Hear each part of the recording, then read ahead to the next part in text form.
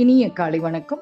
மார்கழி மாதம் 4ஆம் நாள், திருப்பாவை 4ஆம் பாசுரம்.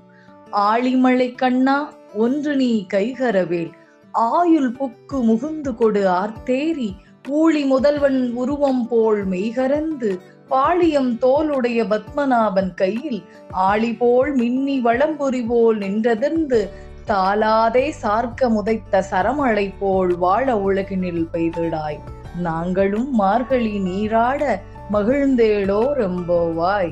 இதன் பொருள் என்னவென்றால், மேகத்திற்கு அதிபதியான வர்ஜனயனே, நாங்கள் சொல்வதை கேள். உன்னிடம் ஒரு சொட்டு தண்ணீரை கூட வைத்துக் கொள்ளாதே. கடல் நீர் முழுவதையும் முகர்ந்து கொண்டு மேலே சென்று, உலகங்களுக்கு முதல்வனாகிய கண்ணனின் நிறம் போல் கருத்து வலிமையான தோளுடைய பத்மநாபனின் கையில் உள்ள பிரகாசமான சக்கரத்தை போல் மின்னலை வீசி, வளம்பொறி சங்கு ஒலிப்பது போல் இடி ஒளி எழுப்பி, வெற்றியை மட்டுமே ஈட்டும் அவனது சார்கம் என்னும் வில்லிலிருந்து புறப்படும் அம்புகளைப் போல மழை பொழிவாயாக.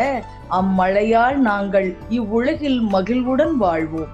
மார்கழி நீராடலுக்காக எல்லா நீர்நிலைகளையும் நிரப்பி எங்களை மகிழ்ச்சி அடைய செய்வாயாக என்று சொல்லப்படுவதாக அமையப்பெற்றது இப்பாசுரம்.